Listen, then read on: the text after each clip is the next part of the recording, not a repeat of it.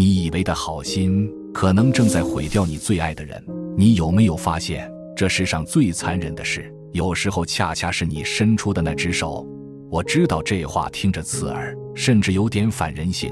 从小到大，所有人都在告诉你，要善良，要助人，要对家人两肋插刀。可今天我要说的这个真相，佛陀在2500年前就早已看透，可能会颠覆你对善良的全部理解。你帮他一次，他觉得理所当然；帮他2次，他开始期待；帮他3次，他就彻底依赖；帮到最后你不帮了，反而成了那个最坏的人。更可怕的是，你的帮忙可能正在挡掉他自己该走的路，该受的教训，该还的因果。六祖慧能大师在《六祖坛经》里讲的直截了当：迷时师度，悟时自度。迷茫的时候需要师父指路，但开悟这件事永远只能靠自己。师父可以指给你月亮在哪，抬头去看的那个动作必须你自己完成。释迦牟尼佛神通广大，却从没说过你们不用修了，我直接把你们渡到彼岸。不是他做不到，而是他太清楚，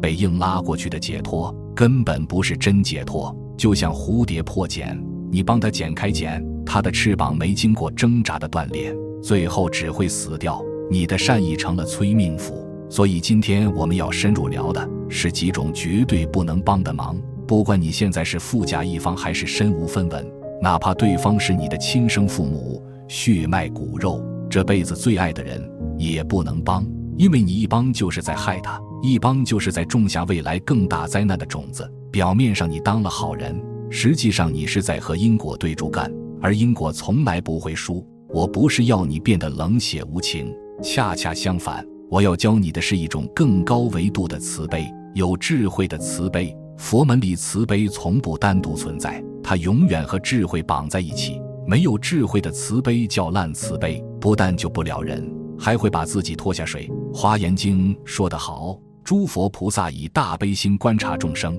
以大智慧度脱众生。大悲心用来观察，大智慧才用来度脱。光有悲心看得见苦难，但要真正帮到人。今天我要跟你讲几个故事，这些故事会告诉你哪几种忙绝对不能帮，哪怕对方是你的亲生父母，你的骨肉至亲，你这辈子最在乎的人，因为一帮就是害。从前有一个叫周明的人，他出身普通，但头脑灵活，年轻时做布匹生意，10几年下来攒下了一份不小的家业。周明为人厚道，最见不得身边的人吃苦。他的亲弟弟周亮从小就不爱干活，今天跟人合伙做买卖赔了钱，明天喝酒闹事伤了人，后天又迷上了赌局。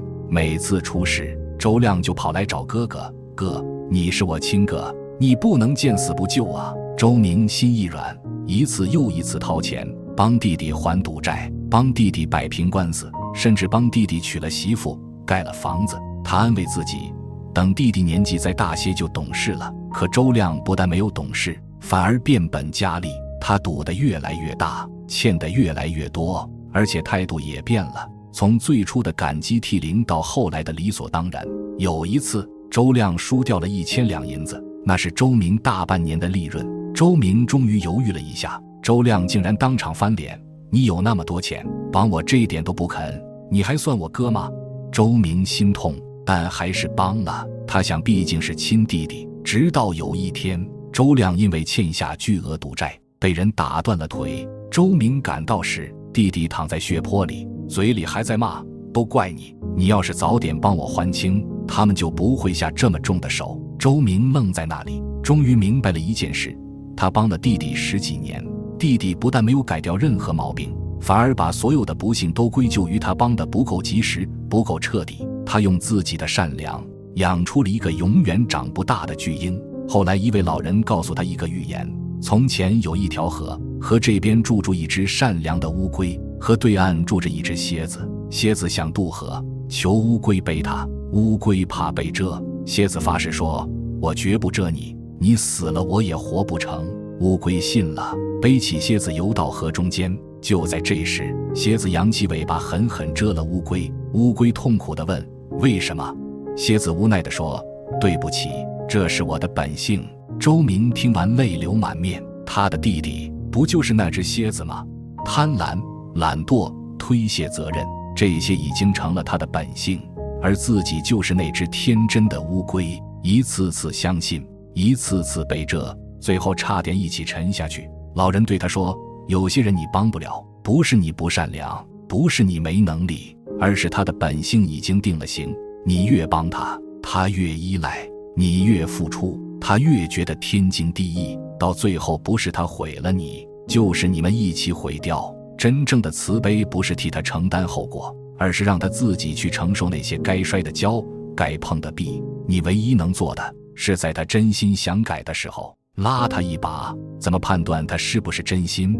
很简单，看他跌倒之后是怪别人还是反省自己。怪别人的永远不会改。周明从此再没有替弟弟还过一分赌债。周亮起初闹得天翻地覆，后来失去了靠山，反而被迫戒了赌，老老实实找了份工作。几年后，周亮终于明白，哥哥当年的狠心才是真正的救命之恩。周明还有一个儿子叫周文，周文天资聪颖，读书过目不忘。周明对这个儿子寄予了全部的希望，他花重金请了最好的先生，恨不得把全世界最好的东西都堆到儿子面前。可周文从小被捧在手心里长大，渐渐养成了骄纵的性格。他读了2天书嫌累，周明就给他换先生。他跟同窗吵架，周明就替他出头。他在外面闯了祸，周明二话不说拿银子摆平。周明总觉得孩子还小，等他大了自然就懂事了。周文16岁那年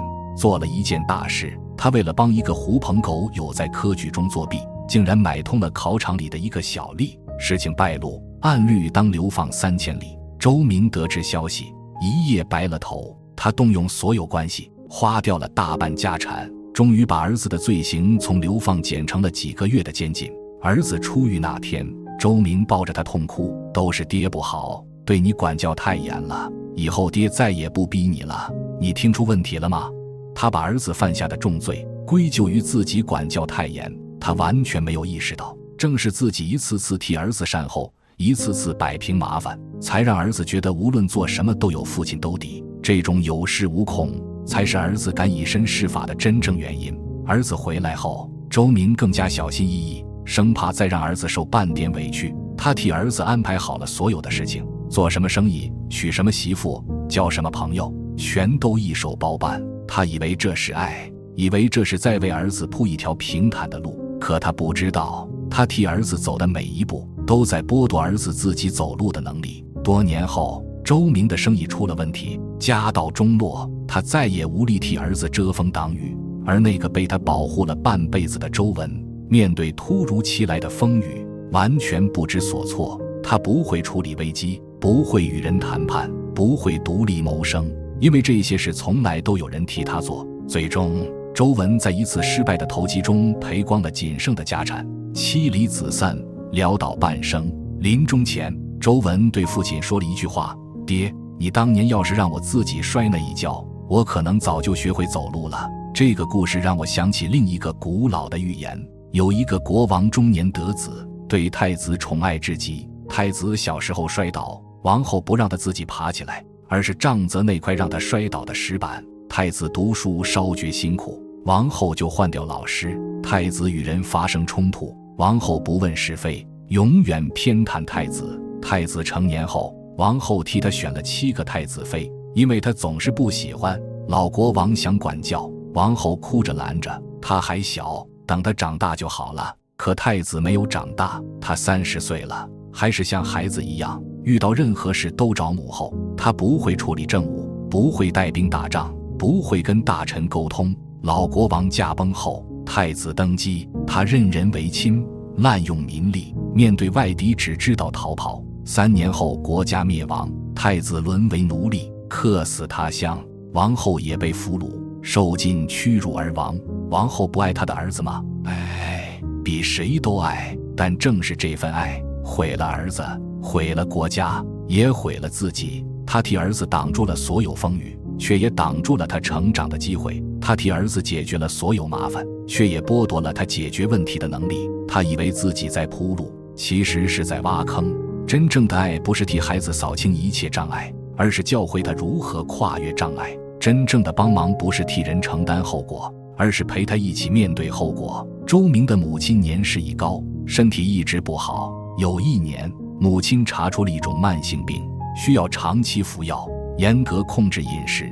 医生反复叮嘱，千万不能吃甜食，否则病情会急剧恶化。可周明是个大孝子，最看不得母亲受半点委屈。每次母亲想吃糖糕、蜜饯，周明心里就难受得不行。他想，娘都这么大年纪了，让她开心一天是一天吧。于是他瞒着医生，偷偷给母亲买甜食。母亲吃得开心，他也跟着高兴。他以为自己在尽孝，以为让母亲快乐就是最大的孝顺。他不知道的是，每一块糖糕都在加速母亲的病情。1年后，母亲的病突然恶化，送到医院时已经回天乏术。临终前，母亲拉住周明的手，用最后一点力气说：“明，你害了我啊！”周明如遭雷击，他跪在床前，哭得撕心裂肺。他终于明白，他所谓的孝顺，不过是为了让自己心里好受一点。他受不了看着母亲失望的眼神，受不了母亲偶尔的抱怨，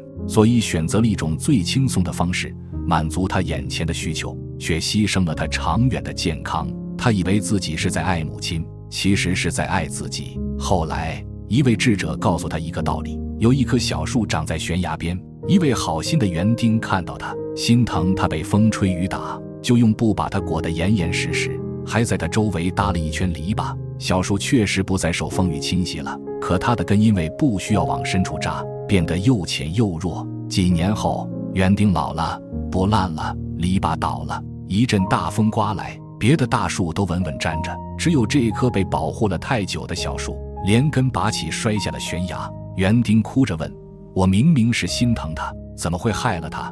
智者说：“风雨不是敌人，是老师，你替他挡住了风雨，也替他挡住了成长。”周明听完，久久说不出话。他终于明白，对父母的孝顺，不是盲目满足他们的一切要求，而是用智慧判断什么才是真正对他们好的。有时候一句不行比10000句好更需要勇气，也更是真正的爱。这些故事背后藏着一个你不得不面对的道理：你以为你在帮忙，其实你在介入别人的因果。什么叫因果？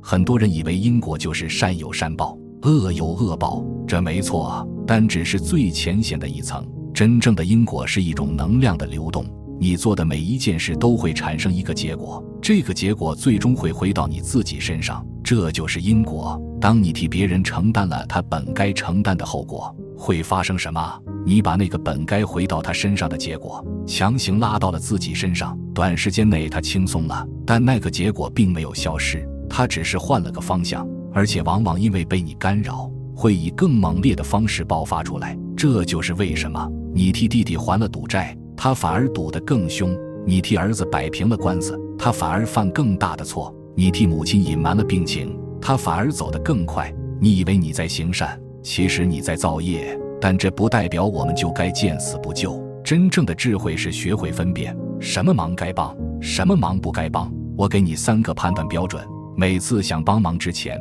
先问自己3个问题。第一，这个忙帮了之后，他会变强还是变弱？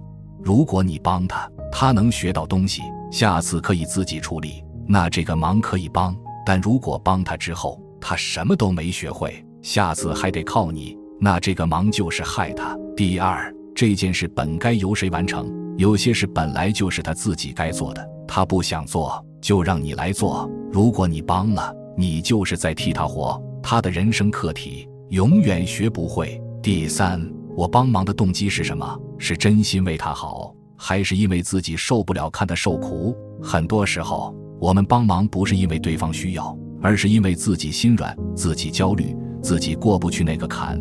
这种帮忙满足的是自己，不是对方。当你决定不帮的时候，怎么开口才能不伤感情？这里有一个很简单的方法，叫3明治沟通法。第一层，先肯定对方的感受，我知道你现在很难，这件事确实不好办。第二层，说出你的真实想法，不指责只陈述，但如果我一直替你做，你可能永远学不会自己处理，我不希望你一直依赖我。第三层，给出支持和鼓励，我相信你有能力解决，如果你需要，我可以陪着你，给你建议，但这个坎你得自己迈过去。这样说完，大多数人即使一时失落，时间久了也会感激你，因为你是真的在为他好，而不是在敷衍他。还有一个常见的误区，我必须提醒你，血浓于水不是道德绑架的借口。很多人拿这句话来要求家人无条件帮忙，你是我亲哥，你必须帮我，你是我妈，你欠我的。这不是爱，这是绑架。真正的家人应该是希望对方成长，希望对方独立，而不是把对方拴在自己身上当拐杖。最后，我也想对你说，不要把不帮忙变成冷漠的借口。该陪的时候要陪，该指点的时候要指点，该给温暖的时候要给温暖。只是不要越俎代庖，不要包办一切，不要把属于别人的人生课题抢过来替他们做。这其中的分寸，需要你在生活中慢慢体会。佛陀为什么不直接把所有人渡到彼岸？不是他做不到，而是他太清楚，真正的解脱只能靠自己悟出来。别人塞给你的答案，永远不是你的答案；别人替你走的路，永远不是你的路。你爱的人，你想保护的人，他们也有自己的因果要了，有自己的课题要学。你能做的是陪着他们，支持他们，相信他们，但不要替他们活。下一次，当你的至亲在向你开口请求帮忙的时候，请你先停下来，问自己那3个问题，想清楚再做决定。有时候一句不比1000句好，更需要勇气，也更是真正的爱。